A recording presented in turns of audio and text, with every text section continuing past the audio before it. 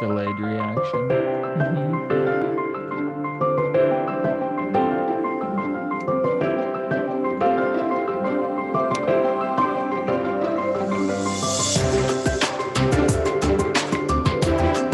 Little upbeat music Hope in the world.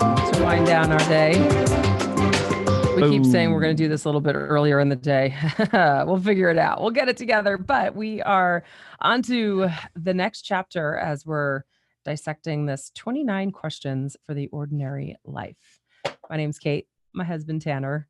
So we're doing this every night now, where we really want to connect with people as people are home and just kind of going through our current situation. And we thought, you know what, this book has some really cool, valuable questions that get us thinking, and we thought this would be a really cool place to start. So chapter 8, can't be so. Why do we argue with reality? So when I opened this up and I was like, well, that's an interesting question. I'm like, what does that mean? How are we arguing with reality? And he gives the example of staying in a hotel that had a really slow elevator. I like this example. I know, because I'm so I do it. Yeah, I mean, I think we've all done it at least once in our life. Now there were 3 elevators in this hotel. It took forever for the elevator to get to his floor. He then found out that there's only one of the 3 elevators that's working. And as people start to commune over to the elevator bank, everyone's waiting and everyone's pushing the button for that elevator to come. But one guy comes in at some point and just hits it really hard, bangs it. And so as they all get into the elevator, finally, when it comes, and there's other people on the elevator, right? And all of floors that it had to pick up, he decides to break the silence and say, oh, these elevators are really slow. And the one guy who had hit it really hard said, well, I stay at this hotel a lot, and I've come to realize that if you hit it really hard, it comes faster. Or you hit it multiple times and it's going to come faster. And it's just not so, right? The elevator is going to move the pace that it's set to move, and that's just how it's going to go. And once the light is lit, it knows that it needs to come down. Right. Yeah. I mean, we do it. I do it. Mm-hmm. I get in, jam the button, get antsy about it. So why? So then it started to make a little bit more sense to me. Oh, this is how we're arguing with reality. The button is lit. You just have to wait for the elevator to come, and it's going to come. And I just thought that was a really great example, because we've all been there pretty much. But he writes here, arguing with reality is really a waste of time. All of reality is presented to us as a gift. First and foremost, the reality in our lives has been created by us, and this reality is there for a purpose. And I like that, because it's our choices, right? We have had so many opportunities to make a choice, A, B, maybe C, maybe there's even a 4th choice in certain circumstances. And we choose something that's going to lead us down a path that ultimately will create our reality. And then what happens out of that, we have to say, okay, well, this is my reality. And I can look at it as a good thing, as a bad thing, or maybe it is a bad thing, but I'm going to find the silver lining in it. Or just say, wow, this is a great thing that happened, and how can I enhance it? But yeah, it is a gift, and it is there for a reason. Denial, not just a river in Egypt, right? Yeah, it's interesting, because I was kind of like, well, argue with reality, because in my mind went to perception is reality, right? We're creating our reality. Whatever we perceive is the reality, right? I mean, if you take our current situation in the world right now, everybody has their own. There's 7.8 billion different perceptions. Now, there's a lot of overlap and sort of common themes. The reality is it can be just as real for people that, think this is like the most tragic thing that's ever happened. And it can be just as real on the other side for people that really don't think it's a big deal. And both of those camps, do exist. And it is, it's your perception is the reality.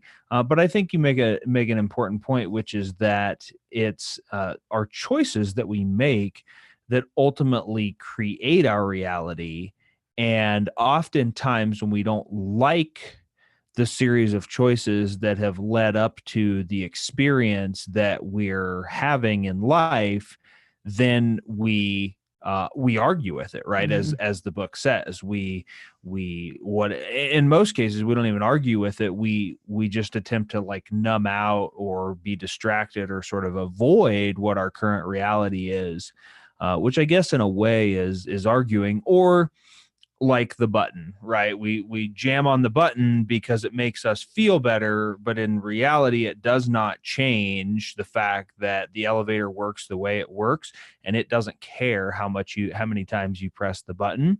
And so I think what that's doing by arguing, by being in denial, by being in avoidance, what that's doing is only further preventing and delaying us from actually changing our experience of reality, right? Because once you are able to acknowledge that this is my situation, even if it's not desirable, or this is my reality, then you can start to make new choices to create a different reality. Mm-hmm. But when you're in denial, or when you're arguing, or when you're avoiding, you can't do those things because you haven't owned the current circumstances and current reality to then be able to make a change. Yeah. And this may not be received well, I will say, but we've talked about this, that like the situation, excuse me, the situation that's currently happening is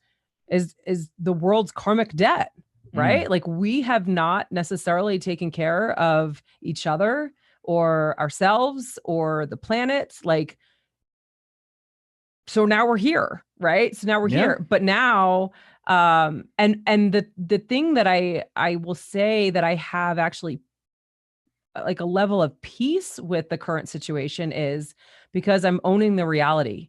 Where did I contribute to how we are in this situation? And what are my choices going to be differently now moving forward so that I can contribute in a more positive manner? Right. So the situation sucks right now. Like, we're not going to deny that it's an awful situation. Like we hate that, like that we're all stuck in isolation. We're a people who want to be around people. Like that's human nature. So this is super challenging. And there's all different perspectives of this, of the current situation. But I take ownership in wherever my part is in it, that this is our debt back to rectify what we've done. And so now I'll change my ways, of certain things that I feel will be an improvement moving forward, so that we could be in a better place once this is, back to a new normal. It's interesting. Into a new normal. I saw somebody today actually posted something that said the world is not well, but the world hasn't been well, right? And she sort of had a bit of like an apology, same sort of thing. That was just the realization of like people think like, oh my God, how could this happen, and all of this stuff, and like look at what's happening to the world, and it's like, look what's been happening to the world, right? Like we've been divided. We haven't been getting along. We've been destroying the planet. We've largely killing each other, killing ourselves. We've largely pushed God out of, everything in society.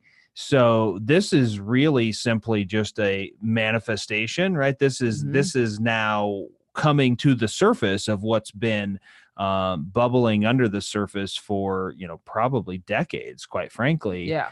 And we, I don't know. I mean, I don't know that you would have had that awareness or that we'd be thinking about it this way had we have not taken the class that we did recently, 7 Spiritual Laws of Success I think by Deepak Chopra. Yeah, it might have looked a little differently in my thought process, because I do feel like there's a spiritual religious place for it. But yeah, for sure, that class was fantastic. And they talked about karmic debt, and so I think the most profound thing out of that for me was that we get to choose how we repay our karmic debt, right? And it's really very simply, and if people are, if you're like, well, what do you mean by karmic debt? The law of cause and effect, right? Every action has an equal and opposite reaction, and there are some laws to this world and this universe that we've been given, just like gravity, that are always operating. And again, whether you choose to acknowledge those and understand those in your reality or not, but there are always laws that are operating. And so the point of that was that people can take it upon themselves to repay or clean themselves of their karmic debt. Maybe you've done some not so good things in your life, and you can either wait for bad things to happen at some point down the road, or you can take control of that and you can go, whatever, be more philanthropic and volunteer your time and help other people. And maybe if you've I don't know, depending on how you've wronged people, go help that group of people or that person out, or whatever the situation is. This really is not working across my foot, is it? And so, yeah, this is we're big believers that this is a global consciousness karmic debt rectification. And you can look at it, and I think that's where it's like, you can look at the situation and go, well, this is a political thing, this is a global control thing, this is a spiritual thing, and even if it, if it was started purposefully by people, is there a spiritual element under there that's sort of God's hand in all of this? Who knows, right? Who knows? But the point is that your perception will create your reality. And just going, there are no weeds, there are no weeds, there are no weeds, there is no virus, there is no virus, there is no virus, doesn't make that so. So it's really the only way to control your life is to acknowledge the reality and then figure out how you have control over changing that. Yeah, I kind of want to read this You should read it then. Yeah, Portia Nelson. She wrote this short story called Autobiography in 5 Short Chapters. Chapter 1. I walk down the street. There is a deep hole in the sidewalk. I fall in. I'm lost. I'm helpless. It isn't my fault. It takes forever to find my way out. Chapter 2. I walk down the same street. There's a deep hole in the sidewalk. I pretend I don't see it. I fall in again. I can't believe I'm in the same place, but it isn't my fault. It still takes a long time to get out. Chapter 3. I walk down the same street. There's a deep hole in the sidewalk. I see it there. I still fall in. It's a habit. My eyes are open. I know where I am. It's my fault. I get out immediately. Chapter 4. I walk down the same street. There's a deep hole in the sidewalk. I walk around it. Chapter 5. I walk down a different street. So many, like, who doesn't fit into that? Right? Like, oh man, that was my story. I was stuck, I think, at chapter 3. Well, no, I was stuck at chapter 2 for a really long time. And then it asks these questions, which I think are really great to consider in your arguing with reality. 1, can I change this reality? And that's important to recognize, because it's like the serenity prayer, right? Like you think about like, well, what is it that I can change and what is it that I can't change, and have acceptance in that, right? So you can take action on what you can change. And then otherwise you have to accept what you can and just, and respond the way you can respond in a good way. So can I change this reality? What is it asking of me? And that's a really good one, and especially for right now. Like, we're in this situation right now.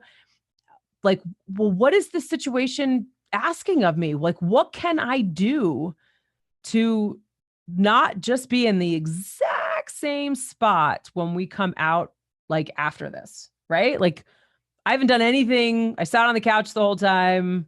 I gained 15, the quarantine 15. The quarantine 15. Right? Like, we haven't done anything. Don't do it. Don't do it. Don't gain the quarantine. It's like the freshman 15. Yeah. Don't do it. Right. So what is this reality asking of me? And then the third question is, what is the gift behind it? And that, I think, is so powerful, especially when it's not a really favorable situation, right? Like, how do you like, that's where I think when we did the 5-minute journal, the 5-minute journal is so great, and it really helps you to practice gratitude. And what also is important is it asks you the question of, like, how do you want your day to go? But you can only write down 3 things of, like, what you want in your day that you have control over. Right. So, and that's important, because, like, oh, I wish the sun would come out today. Well, like, we can't control the sun, right? Like, you might have clouds today, but that's okay. But you could have a great attitude towards whether it's sunny or cloudy, right? And you have control of your attitude for that. So what's the gift behind your reality? So I like those questions. Those are good. I think I'm going to keep them and refer back to them. Yeah. Be reminded of them. I think the reason that, it just occurred to me as you're talking here that people like to complain about the weather. We'll use that example. It's true. People do, right? Right. It's just every time I hear somebody, I'm like, face palm. We barely even look at the weather, and people are, like, so hung up on it. We pay attention. I mean, it ebbs and flows, right? Yeah. Where we're like, oh, it's this and this, and then we're like, nah, I don't know, it's gonna be sunny. It's 70 today, and it's gonna snow on the weekend, like, and I guarantee if we go out, our neighbors be like, oh my God, it was so nice. Can you believe that it snowed? Yeah, I can, because the forecast said it was going to. But the point is here, and we live in Colorado, right? It's April, and we get a foot of snow in May, like, whatever. So the point, though, is that I think people get used to keeping themselves in a victim role and a victim mentality, and doing things like complaining about the weather, or complaining about whatever else that they don't control. We go back to this. We talked about this in one of the earlier chapters. Like, that's your story. It keeps you locked in this story of, like, well, my life's never going to be different. I don't control this. All these things are happening to me, blah, blah, blah, blah, blah. And the focus stays outside of you. And I haven't mentioned this recently, but one of the most profound things that I've learned along the way that really helped me look at how I was thinking is called the locus of control. And you either have an internal locus of control or an external locus of control. And if you have an external locus of control, which I did when I read this concept, you can shift to have an internal locus of control. And essentially what that means is that it's kind of like the glass half empty, glass half full thing, right? Which is like, it's really one way or the other. You either look at the world as what's happening to me and all the stuff that like, I'm just in my life here, sort of navigating all of the crap of life, and that's just womp, womp, womp, pour me my reality. Or you say, you know what, like, there might not be desirable things, and there is all of this crap happening around me that I don't necessarily like or enjoy, but I have control of my choices. I have control of how I respond to what's happening outside of me. Like, I have control of how I navigate things, which gives me control of my experience in life. And that just perpetuates. And so I just think that I don't know, right? In society, whatever that means, that we get programmed at an early age, and it carries on for many of us to just understand that, like, nah, life's hard. It sucks. It's tough. If you weren't born with a golden spoon or silver spoon, whatever this expression is, in your hand or in your mouth, that it's just going to be hard and tough. And again, like I've shared this, that's what I thought. I thought that you got married and you had kids, or you had kids and got married. Quite frankly, that's what I thought, because that's what I created. You knock somebody up and then you had to get married to them. And then you worked at a job that you didn't really like, and then you gained a bunch of weight. And then basically you just like drank every night after you did. Like, this was my whole picture of life based on an external locus of control, which is that all this crap around me is going to happen and it's going to suck. And so I just need to do what I can do to just like sort of navigate that and make the best of it and numb out of it, versus how do I want to actually create my reality? And I think people that maybe haven't gotten into personal development or personal responsibility don't really understand that. When you hear this, like, oh, how do I create my reality? People think like, yeah, that's a bunch of BS, or that's some woo-woo stuff. Yeah. And I used to think that too. And now I know what people mean, and I know what that means to actually brick by brick by brick build your life and build your future and create your reality, regardless of what happens outside of you. Because if you're focused on building your life and creating the future that you want, storms like we're having right now have much less of an impact than if you're just a flag or I don't know what blows away in the wind, whatever, dust in the wind, right? Versus a brick building in the wind. You're going to blow away with the storm, versus stand steadfast in the storm and allow the wind to blow around you or through you. Yeah. It's good. So Thanks for the love. Rev Masando, Tracy Kimball, a few other people tuning in too. Love a little comment. Let us know that. Are you arguing with reality? Yeah. How are you weathering the storm? What did Colleen's our therapist, what did she say about, she gave the analogy, right? She said something to you about like allowing it to blow. Like there was the analogy of like standing steadfast and allowing it to blow through you. Something career related. I don't remember exactly what she said, but yeah, clearly she's actually fantastic making a mark, but I don't remember that. Yeah. All right. Yeah, and there's so much that we go into that. Yeah. For me, like visuals, nuggets. Like that idea of like, are you a leaf? That's what I'm looking for, not a flag, right? Are you a leaf in the wind, or are you like a brick building weathering the storm? But I think that's a really, really good visual to have, and especially right now, right? There are a lot of people getting blown around. Yeah. A lot of people just blowing away with the storm. And I'm a very flow with sort of guy. Yeah. But I've realized having structure and stability and a plan for my future and a process and like building brick by brick, I can still flow with, which means I don't get too upset when plans change or things don't go my way. So you can still flow with the world and your environment and be headed on a path to build your future. But it's not just like, oh, I'm going to go with the flow and I'm just going to be blown by whatever external forces are around me. So I feel like that's a horse that we're kind of just beating over and over. Yeah.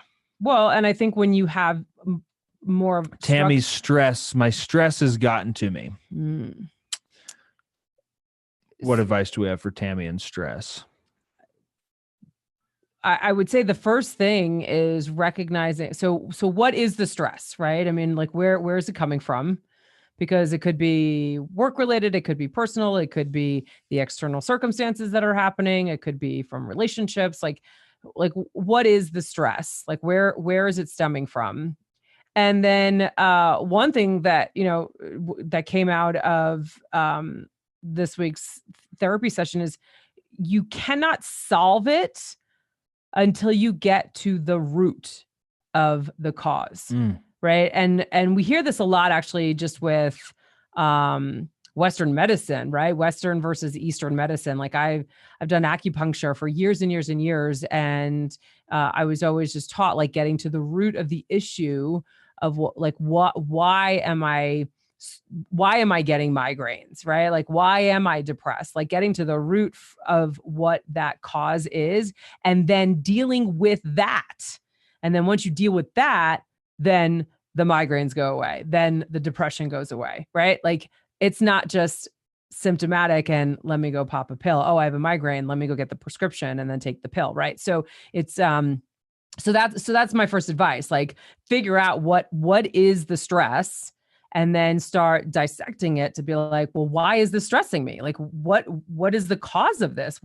And that takes some work. Like that's not something that you're going to just like figure out overnight. So be prepared to sit with it for a while. And we always recommend therapy. Have someone help you work through that.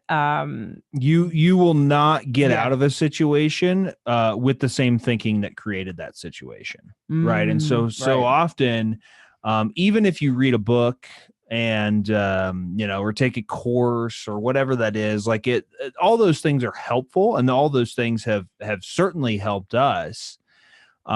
There are some times that, and maybe it's not always therapy. I mean, we have a combination of, therapy and mentorship and, accountability, journaling. Well, but I'm talking about external, right? So there's internal and external. So while it's our internal, while we control our experience internally, we also have things externally that help us work through those things. Because very simply, and just speaking of therapy, and I think oftentimes why, at least for I had a lot of reasons why I didn't want to go to therapy, and sort of that's an ego driven thing.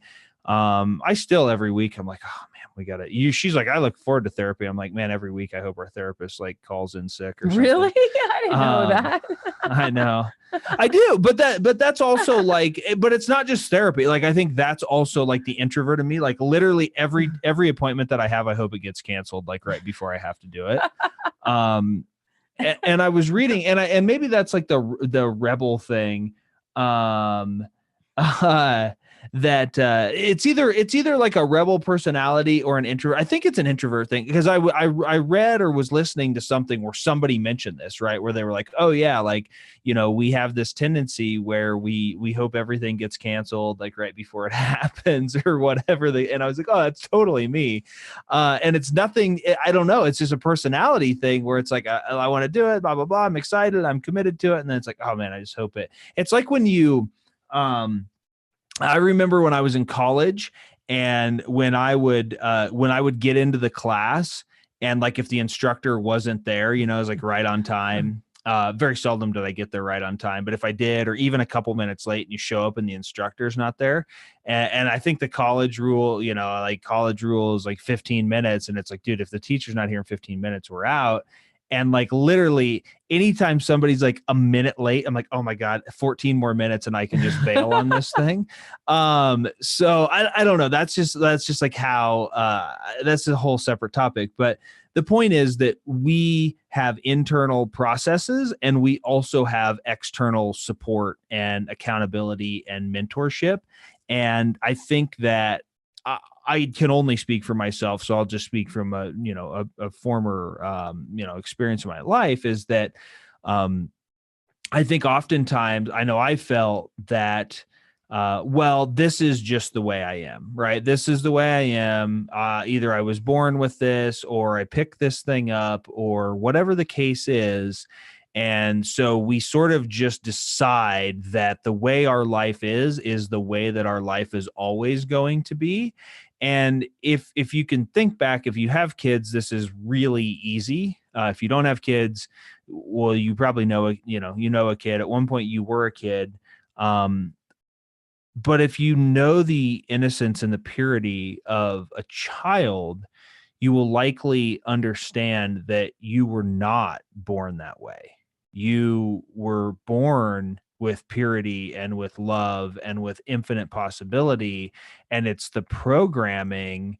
And nothing against your parents, right? We always say, like, when we get frustrated with certain programs that were installed in us as kids, and we're like, you know what, our parents did the best that they could at the time that whatever, we were kids. So they did the best they could with what they had. And so we tend to think like, well, this is how I'm going to be. Or maybe it's a genetic thing, right? Like you were talking about, like, oh, your mom worries a lot, and like you're kind of seeing that in yourself. But the reality is you can change that just because that's a learned behavior and something that, sort of got installed. You can change that.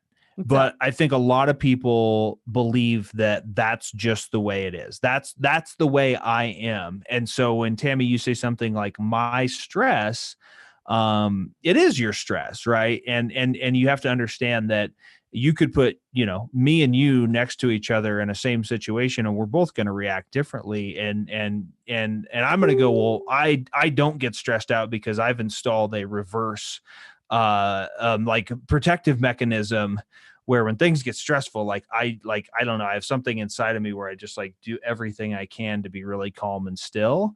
And that's a learned skill. And so it is your stress, but it's really your just experience. You're just having an experience of stress in life. And you could have a similar experience of joy. So if you start to think about it like that way, like, I don't know, this just comes to mind. We're not big drinkers, but I just envision a liquor cabinet, and it's like, well, I'm going to have a vodka tonight. And that's your stress. I'm having my experience of stress. Well, you could also reach for the gin, and that's my experience of joy. And alcohol is not really a good example here, but I couldn't think of anything else easily. Well, but the point is, like, you could also say, I'm going to drink a LaCroix, and it's not alcohol, right? And that's my joy, or whatever. Yeah. Right. Like, but I think when it comes to stress, like, I think it comes down to, ask yourself, well, how, like Tanner was kind of saying, like, how can I find joy in this? How can I find a positive in what's happening? If you can start to look at, like, okay, I first of all, I'm recognizing that I am stressed out, right? Like we gotta have some self-awareness of what's happening. So I'm stressed out. I'm experiencing stress. I don't like what's happening right now. X, Y, and Z, blah, blah, blah, blah. Right. Like, so you have all these things that you can list, and then you look at it and be like, how could I find the positive of it? Go back to this question in the book and say, what is the gift behind it? And if you ask yourself that question, rather than continue the cycle of like, oh my God, like, I mean, and I'm notorious for doing this stuff, but I've now learned, and I have to catch myself. Like, this is not totally habit yet. But if I stop and I say, okay, so like, how can I look at this differently in a more positive way? It will start to help you diffuse like the blood pressure, right? So, and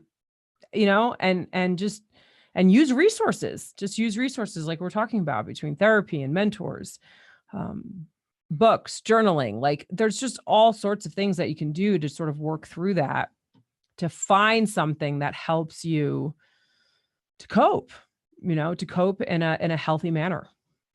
So yeah, thanks to Anna, thanks to Brandon, thanks to Robert. Anna recommended an app called Fabulous. Brandon asked what it does. Would love to know that as well. We can download it and look at it as well. But if you still on Anna and see the comment, would love to know what the app actually does. And I don't know, we'd love to know. Like, we want to do this earlier, but I also feel like we're talking about some deep topics that maybe are helpful for people at nighttime. People are on the Facebook. You should probably be sleeping. We should be sleeping. We'll go to sleep soon. my lovely wife has to go feed our child again soon. One more time. Yeah. So, so Sam Harris's Waking Up app is an excellent meditation app. It's so crazy. I remember just like a couple years ago when like Insight Timer was like the only meditation app. And now there's so many out there. And, Gary Vee, like he freaking predicted it. He was talking about this a couple years ago and he was like, this is going to be the next big space in terms of both apps and like meditation centers and stuff like that. And man, like sure enough, this stuff is just popping up all over the place. We've been to a float tank place a couple of times, which is, so it's a meditative experience. Your sensory deprivation. So you're in salt water tank, basically a capsule. It's kind of like what it is, like a big egg, human size egg. It's dark. There's nothing. There's no audio. And you float. And because there's 800 pounds of salt in the water. And so it's like being in the Dead Sea and you float and you lay there for an hour, just you and your thoughts. And, so I think actually, as we're talking about meditation and stress and the ability, to choose joy or these other sort of experiences of life, it has occurred to me that at least for me, meditation has probably been the vehicle that has unlocked that. I now feel like, I really feel like this. I feel like I have my body, like I have the machine here.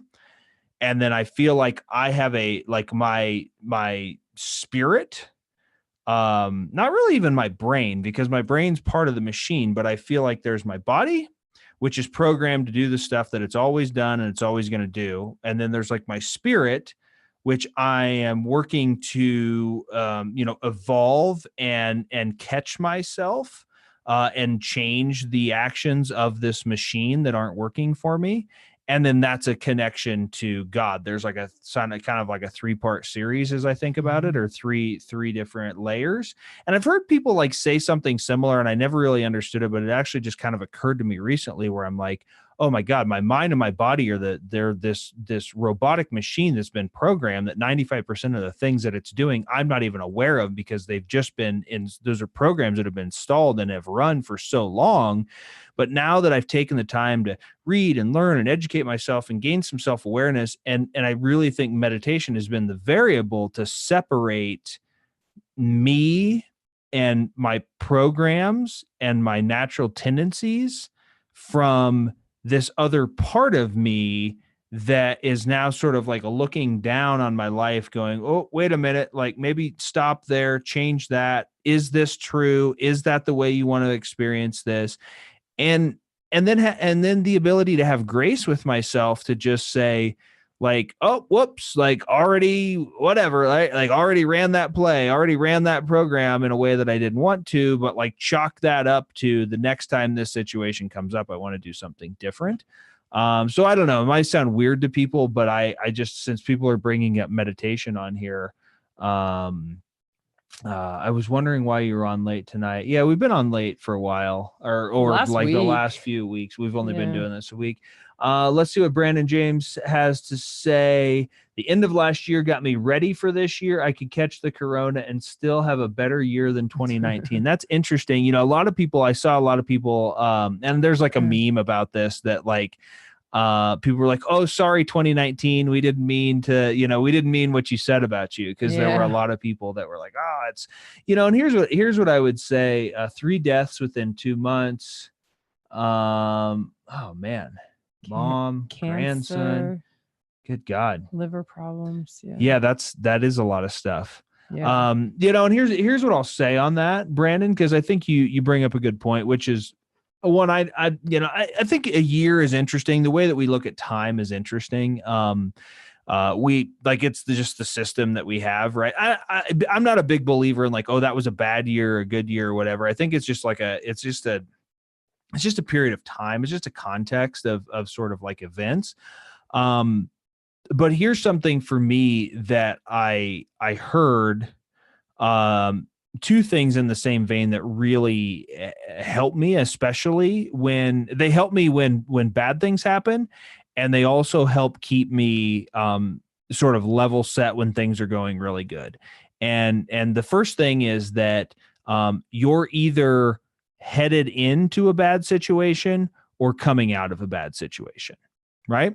And most people are like, oh, well, that's sort of a gloomy way to look at things. And it's like, well, no, it's actually true. It doesn't mean that bad stuff's going to happen tomorrow or bad stuff happened yesterday. But the fact is, like you just said, you came out of bad situation, sort of a condensed amount of, death and bad situations in your life. And I'm sorry for your, losses. I guess things do come in threes, that's sort of an old adage too.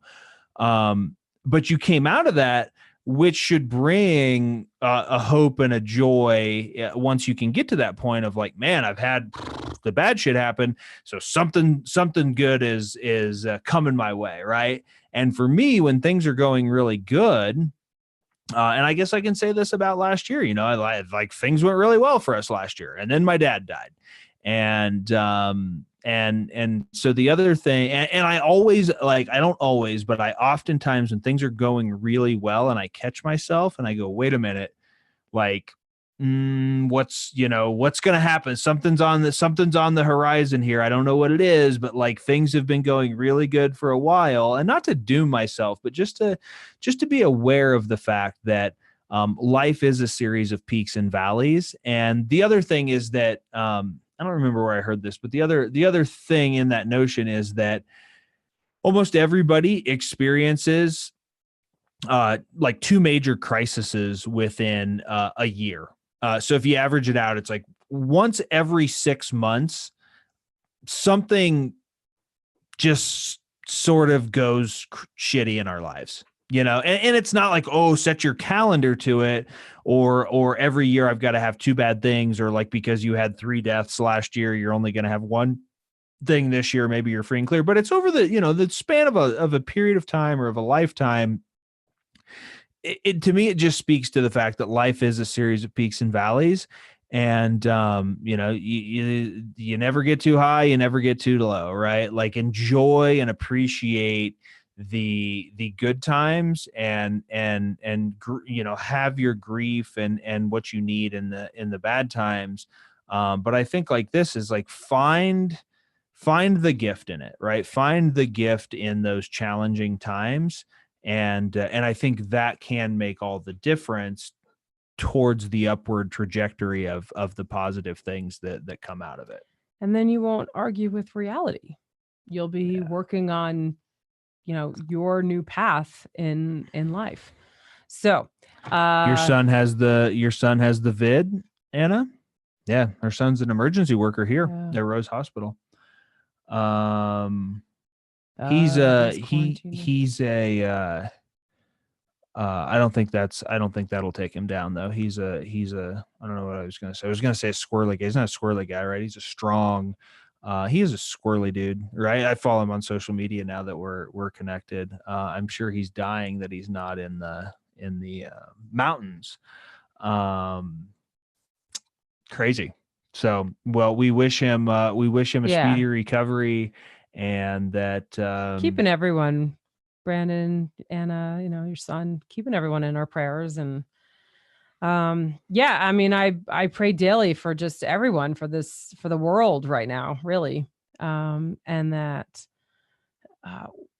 we really can find truth, and we can find hope, and we get past this sooner than later, and that we could start living a more purposeful and love-filled life after this. I mean, it's in some way, I mean, well, this is a whole other topic, but I think it's unfortunate that we don't take care of each other when it's sort of these normal times. Mm-hmm. And then once we get into a crisis, it's like, oh, look at how everyone takes care of each other. And it's like, well, why aren't we doing that every day? Yeah, that really is the value of what's happening right now. And we've said it after 9/11, we've said it after hurricanes and devastate, like we after shootings. The thing is, this is global, when- right? This is like- global. Like 9/11 was here. Hurricane is like an area, Mhm. right? Louisiana, Houston. Well, but also around the world too. Like there's tsunamis that have hit, things like that. But it's in point being, it's and we it's never an even think isolated- about it. Just like people halfway Right, around right. the world don't care about a hurricane in Houston because it doesn't affect them. Right. This is literally a call for a global group hug. Global group hug. Hashtag global group hug. I'm going to use that somewhere. Yeah, I think that's actually a good thing. We should start. Well, anyway, yeah, we've been on here way longer than we planned. We had thanks for hanging out. Thanks yeah, for actually thanks. commenting so we can co-create some conversation here. We love that, It's Anna. helpful Thank for you. us. And Brandon, Robert, I think I'm maybe missing someone else. Tracy, thank you. Yeah, thanks for jumping on. Brandon, that's right. Rev So Masando gave us some love. 29 questions for the ordinary life. We'll be back tomorrow with chapter 9. Ooh, can we get a sneak peek? What's the topic for tomorrow? The topic for tomorrow is, do you realize you have a power called attitude? Beautiful. I like it. Let's see what he's got to say. Anyway, All right. we'll be back tomorrow Sounds for it. good. Have a Stay good night. safe. Stay sane. Stay healthy. Stay healthy. Bye. And have some hope in the world. Global group hug. Bye-bye.